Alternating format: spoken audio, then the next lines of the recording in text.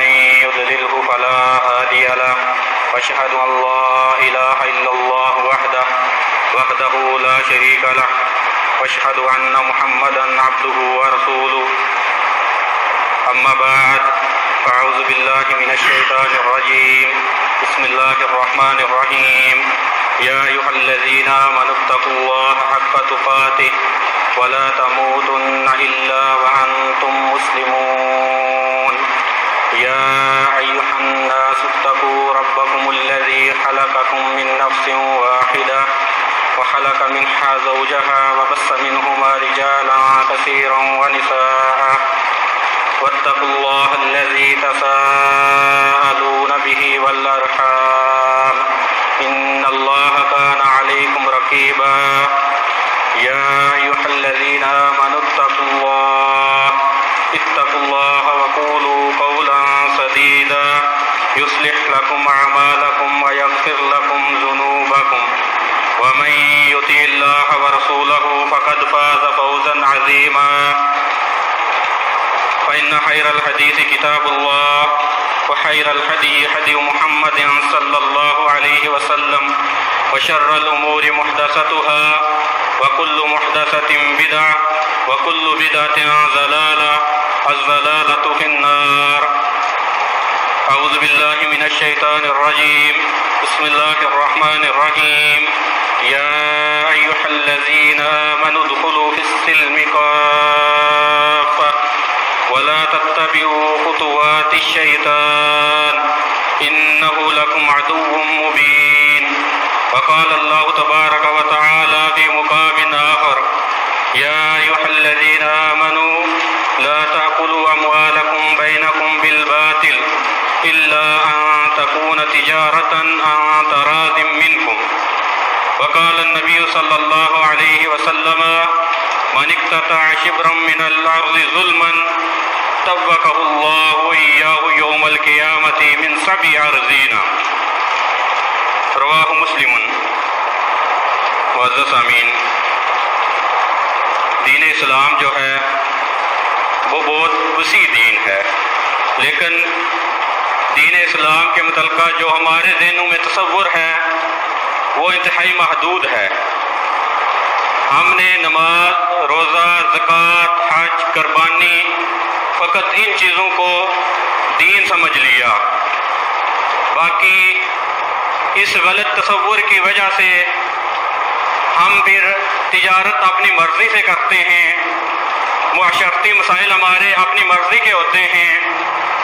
اسی وجہ سے دیکھا جاتا ہے کہ ایک آدمی جو ہے ظاہری طور پر نمازی بھی ہے، حاجی بھی ہے، زکوٰۃ بھی ادا کرتا ہے، سال کے بعد قربانی بھی کرتا ہے، لیکن معاشرے کے اندر اس کا رویہ دیکھا جائے تو وہ تجارت کرے گا تو دھوکہ کرے گا، اور اگر کسی کی زمین ساتھ ملتی ہوگی تو ناجائز قبضہ کر لے گا، اگر کسی سے قرض لے گا تو واپس نہیں کرے گا، اگر کسی کا حق دینا ہو تو حق نہیں دے گا.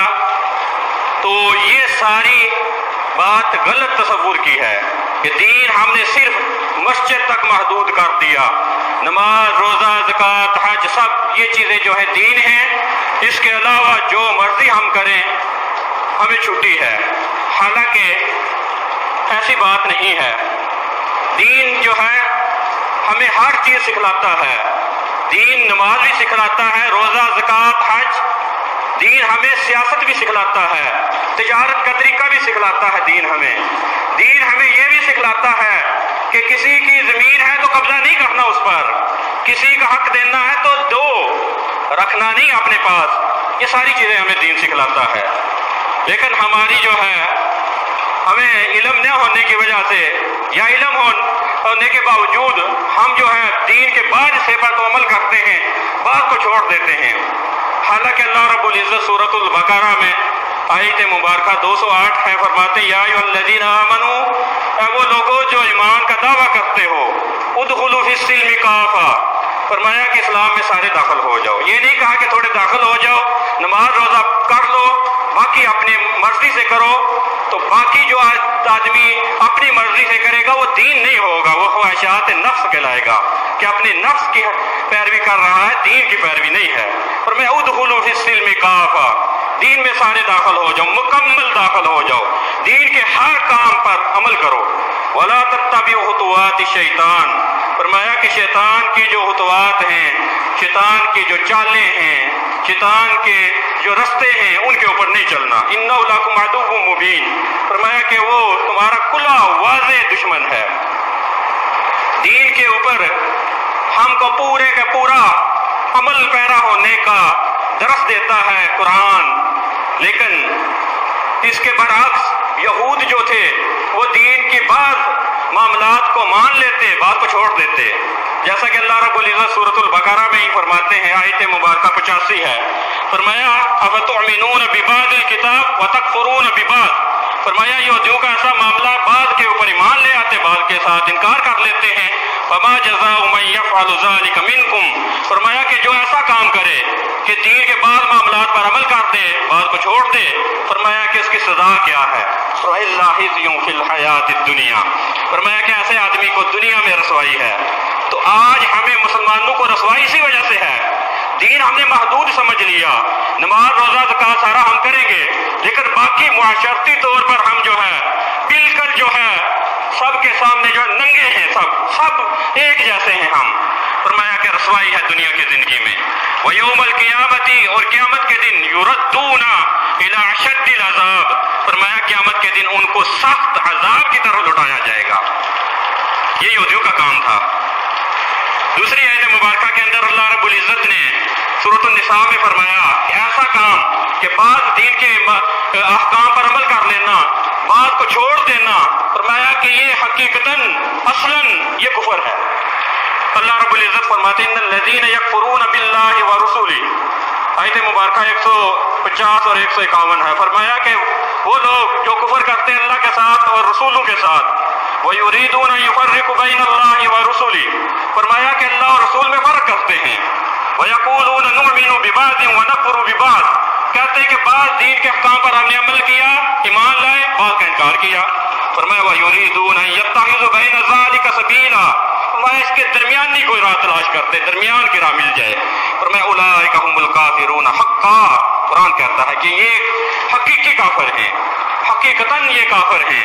وَأَعْتَدْنَا لِلْكَافِرِينَ عَذَابًا مُهِينًا، اللہ رب العزت فرماتے ہیں ایسے لوگوں کے لیے ہم نے رسوا کرنے والا، ذلیل کرنے والا عذاب تیار رکھا ہے۔ معزز سامعین، آج کا خطبہ جمعہ جو ہے، معاشرتی برائیاں تو کافی ہیں، لیکن آج کے خطبہ جمعہ کے اندر ہم یہ معاشرتی برائیاں کہ کسی کی زمین پر ناجائز قبضہ کر لینا یا کسی کے مال کو ہتھیا لینا، ہڑپ کر لینا، نہ دینا، اور اسی طرح راستہ روک لینا، یہ بڑی بڑی ایسی برائیاں ہیں جو ہمارے ہاں پائی جاتی ہیں، جن کو برائی سمجھا ہی نہیں جاتا۔ سمجھا جاتا ہے کہ بس ہم معاشرے میں سب سے طاقتور ہیں، یہ کام کر لیا، کسی کی زمین پر قبضہ کر لیا تو ہماری طاقت کا بل ہوتا ہے۔ یہ نہیں سمجھا جاتا کہ ہم جو ہے مسلمان ہیں، ایسا نہیں کرنا چاہیے۔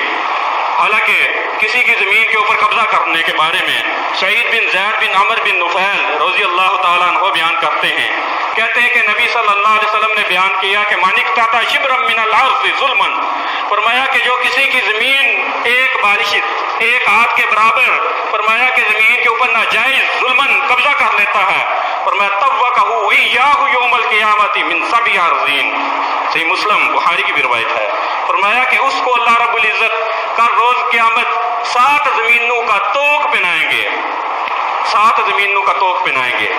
اب یہ ہماری عقل نہیں مانتی کہ 7 زمینوں کو اللہ کیسے گلے میں لٹکائیں گے، بس اللہ کے نبی نے کہہ دیا ہم مانیں گے، عقل نہیں مانتی تو نہ مانیں، باقی وہ اللہ کا معاملہ ہے کہ اللہ زمینوں کی جو ہے جسم کو چھوٹا کر دے گا یا انسانی جسم کو بڑا کر دے گا، یہ ساری اللہ کا گزاری ہے، اللہ جو کرے گا کرے گا، اللہ کے نبی صلی اللہ علیہ وسلم نے جو کہا ہوگا، کہ اللہ کے نبی صلی اللہ علیہ وسلم نے فرمایا ظلمن ایک بالشت جس کی زمین پر قبضہ کیا، فرمایا کہ کل روز قیامت 70 زمینیں اس کے گلے میں لٹکائی جائیں گی، ایک سزا یہ دی جائے گی۔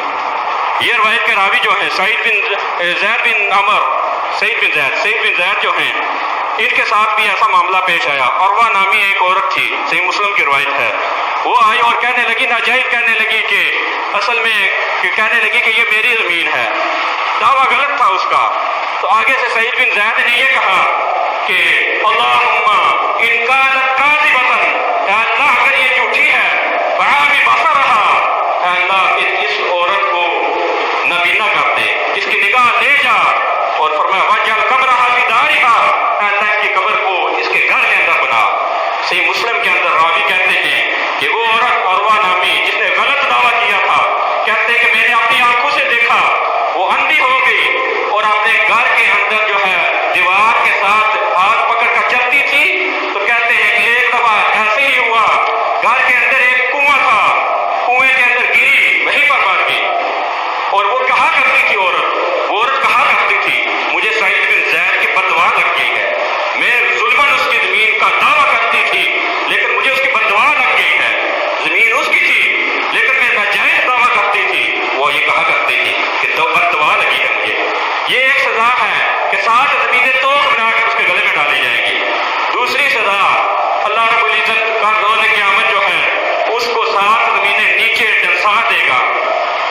صحیح بخاری کی روایت ہے، حضرت عبداللہ ابن عمر رضی اللہ تعالیٰ عنہ روایت کے راوی ہیں کہ نبی صلی اللہ علیہ وسلم نے فرمایا من اخذ شیئا من الارض بغیر حقہ، فرمایا جس نے کسی کی زمین کو بغیر حق لے لیا، یعنی کہ قبضہ کر لیا، غاصب بن گیا کسی کی زمین پر، تو فرمایا حسب بہ یوم القیامۃ الی 70 ارضین، فرمایا کہ ایسے آدمی کو کل روز قیامت 7 زمینیں نیچے ڈنسا دیا جائے گا. یہ دوسری سزا ہے. فرمایا کہ کسی کی ناجائز زمین پر قبضہ کرنا 7 زمینیں نیچے سے ڈنسا دیا جائے گا. صحیح روایت ہے بخاری کی. اور اسی طرح ایک اور اس کی سزا ہے، صحیح مسلم کے اندر روایت مبارکہ ہے. فرمایا کہ ایسا آدمی جو ناجائز قبضہ کرتا ہے کسی کی زمین پر وہ لعنتی ہے. نبی صلی اللہ علیہ وسلم نے بیان فرمایا، سیدنا علی رضی اللہ تعالیٰ عنہ روایت کے راوی ہیں کہ اللہ کے نبی صلی اللہ علیہ وسلم نے 4 آدمیوں پر لعنت کی. فرمایا لعن اللہ من لعن والدہ، اللہ لعنت کرے اس آدمی پر جو اپنے والد پر لعنت کرے. لعن اللہ من ذبح لغیر اللہ، اللہ لعنت کرے اس آدمی پر جو اللہ کے علاوہ باقی کسی کے نام کا ذبح کرے، یعنی کہ کسی کے نام کی ذبح کرنا جانور، فرمایا وہ بھی لعنتی ہے. اور تیسرا آدمی فرمایا لعن اللہ من آوى محدثا، فرمایا کہ اللہ اس پر بھی لعنت کرے جو بدعتی کو بنا دیتا ہے، بدعتی کو اپنے گھر میں بنا دیتا ہے. بدعتی سے اسلام کہتا ہے دور بھاگو، لیکن وہ بدعتی کو اپنے پاس بنا دیتا ہے، رہائش دیتا ہے. تو فرمایا کہ ایسے آدمی پر بھی لعنت. صحیح مسلم کی روایت ہے. چوتھا آدمی فرمایا لعن اللہ من غیر منار الارض، فرمایا کہ اللہ لعنت کرے اس آدمی پر جو زمین کی علامات نشانیاں جو ہیں ان کو مٹاتا ہے. کیا مراد یہ کہ ایک کی زمین دوسرے کے ساتھ ملتی ہے، درمیان میں کوئی ایک علامت رکھی ہوئی ہے، باؤنڈری ہے، کوئی پتھر وغیرہ جو سی بھی چیز ہے وہ اس کو ڈالتا ہے، اس کو بدلتا ہے، اس کو کریدتا ہے زمین کو، یا کسی بھی طریقے سے اس کو مٹاتا ہے. تو فرمایا کہ لعن اللہ من غیر منار الارض، فرمایا کہ لعنت ہو اس آدمی پر جو زمین کے علامات کو، زمین کے مڈیروں کو مٹائے، ان کے علامات کو، نشانات کو ختم کرے. معزز سامعین، یہ 3 سزائیں ہیں اس آدمی کی جو کسی کی زمین پر ناجائز قبضہ کرتا ہے. لیکن ہم سمجھتے ہیں کہ یہ دینی معاملہ نہیں ہے، حالانکہ یہ بھی دینی معاملہ ہے کہ جتنا حق ہے وہ دو، باقی کسی کی زمین پر ناجائز قبضہ کرنا، یہ 3 وعید سخت ترین اس آدمی کے لیے ہیں. معزز سامعین، دین اسلام میں اصل میں کسی بھی مسلمان کا مال کھانا بغیر حق کے حرام ہے. اللہ رب العزت فرماتے ہیں سورۃ النساء میں، فرمایا یا ایھا الذین آمنوا لا تأکلوا اموالکم بینکم بالباطل، فرمایا کہ لوگوں جو ایمان کا دعویٰ کرتے ہو آپس میں ایک دوسرے کے مال باطل طریقے سے نہ کھاؤ. ایک صورت ہے الا ان تکون تجارۃ عن تراض منکم، فرمایا ہاں تجارت کی شکل ہو، تجارت ہو، تجارت کے ذریعے لین دین چلے وہ ٹھیک ہے، لیکن ویسے کسی کا مال بچا لینا، اس کو ہڑپ کر لینا، ناجائز قبضہ کر لینا، اسلام کہتا ہے کہ یہ حرام ہے، یہ درست نہیں ہے. سیدنا ابو بکر رضی اللہ تعالیٰ عنہ روایت کے راوی ہیں، وہ کہتے ہیں کہ نبی صلی اللہ علیہ وسلم حج کے دن میں، کتنے فضیلت والے دن، حج کے دن، جگہ کون سی؟ مینا کی جگہ، مینا کا مقام ہے، وہاں پر اللہ کے نبی صلی اللہ علیہ وسلم نے خطبہ دیا اور کہا ان دماءکم واموالکم واعراضکم علیکم حرام، فرمایا کہ صحابہ کو خطبہ دیا، فرمایا کہ تمہارے مال،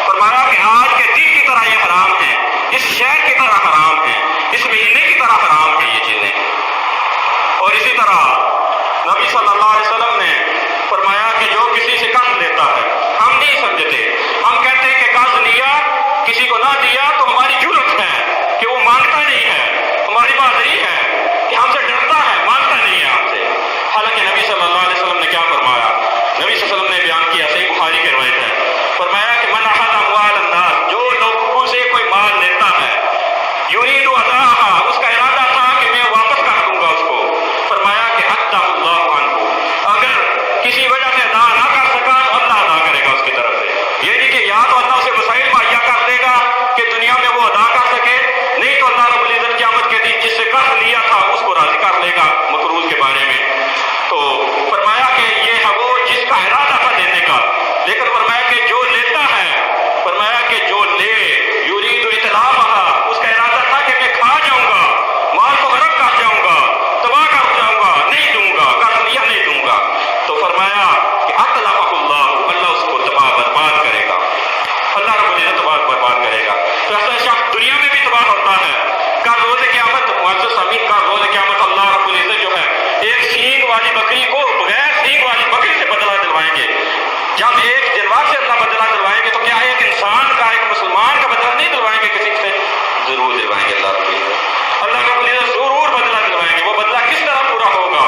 ایک روایت کے اندر آتا ہے اللہ کے نبی صلی اللہ علیہ وسلم نے فرمایا کہ من کانت عنده مظلمۃ فلیتحلل منها، فرمایا کہ جس نے کسی پر ظلم کیا وہ معاملہ رفع دفع کر لے دنیا میں، نہیں تو کل روز قیامت فرمایا کہ نہ، فرمایا کہ وہاں پر سما درہم و دینار، وہاں نہ درہم ہوگا نہ دینار ہوگا، وہاں پر کیا ہوگا؟ نیکیاں ہوں گی یا برائیاں ہوں گی. اگر جس نے کسی کا حق دینا ہوا تو اس کی نیکیاں اٹھا کر جس کا حق دینا تھا اس کو دے دی جائیں گی. اگر پھر بھی معاملہ جو ہے تصفیہ نہ ہوا، معاملہ نہ حل ہوا، تو فرمایا کہ پھر یہ اگلا جس کا حق دینا تھا اس کی بدیاں برائیاں لے کر اس کے اوپر ڈال دی جائیں گی، یہ ان کا سزا بھگتے گا. اسی طرح معزز سامعین، بڑی چیز چھوڑیے، صحیح روایت کے اندر ہے، مسند احمد کی روایت ہے، ابو حمید السعدی رضی اللہ تعالیٰ عنہ روایت کے راوی ہیں. وہ کہتے ہیں کہ نبی صلی اللہ علیہ وسلم نے بڑی چیز چھوڑی ہے، چھوٹی سی چیز کی مثال دیتے ہیں. نبی صلی اللہ علیہ وسلم نے فرمایا کہ لا یحل للرجل ان یاخذ عصا اخیہ، فرمایا کہ کسی آدمی کے لیے، کسی مسلمان کے لیے جائز نہیں ہے وہ کسی کی لاٹھی لے بغیر طیب نفسہ، اس کی اجازت کے بغیر لے لے.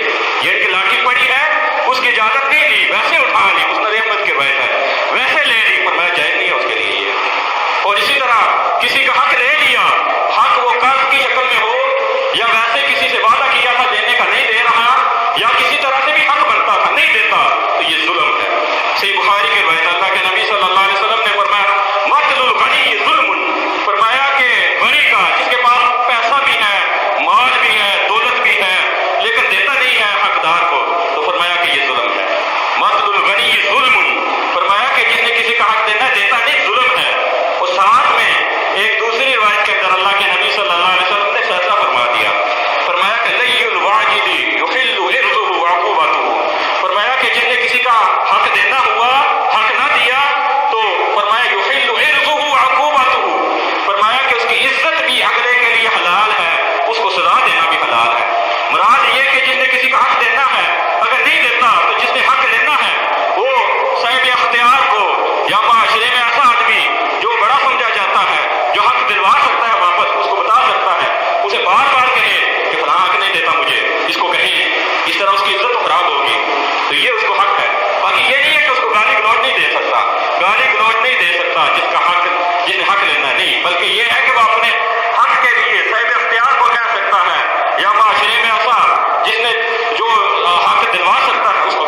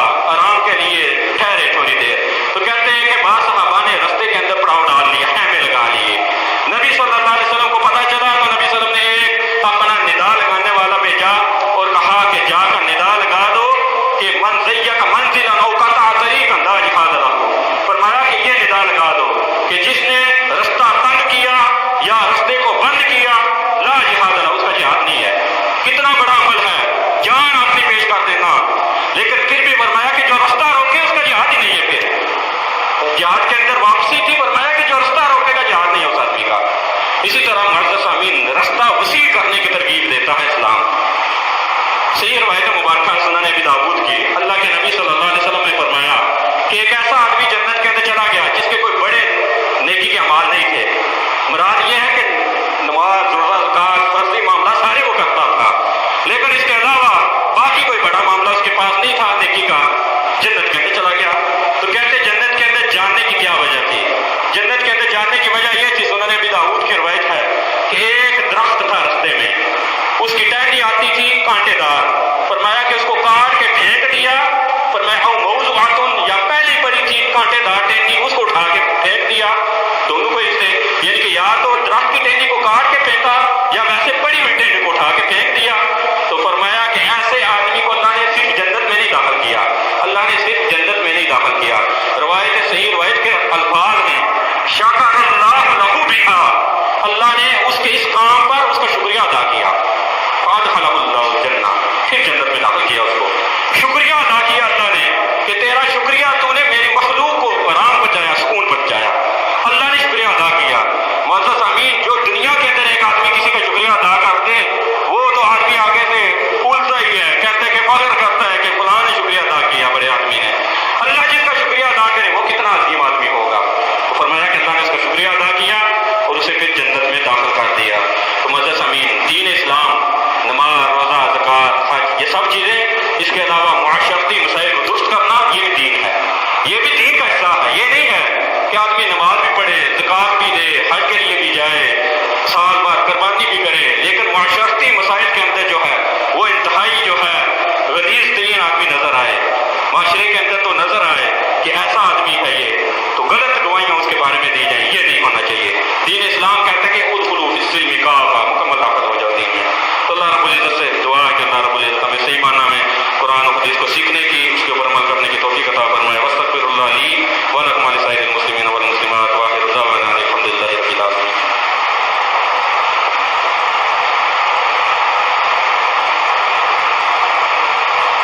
الحمد للہ رب العالمین والصلاۃ والسلام علی رسولہ الکریم، اما بعد، اعوذ باللہ من الشیطان الرجیم، بسم اللہ الرحمن الرحیم، یا ایھا الذین آمنوا لا تأکلوا اموالکم بینکم بالباطل الا ان تکون تجارۃ عن تراض منکم۔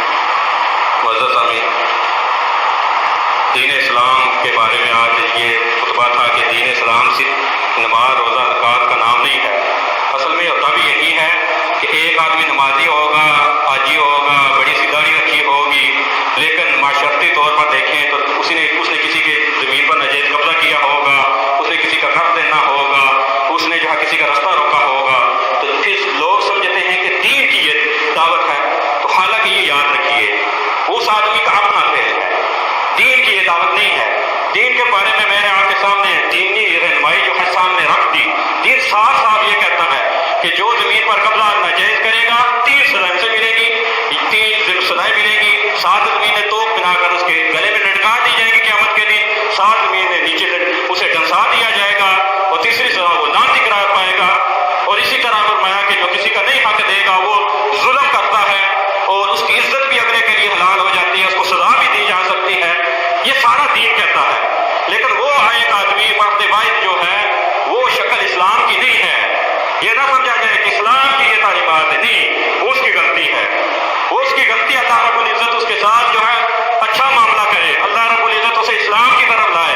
جو غلطیاں ہیں اللہ رب العزت اسے دین کی وجہ سے، نماز کی وجہ سے، باقی جو برائیاں ختم کرے اس کی، یہ ہم دعا کر سکتے ہیں۔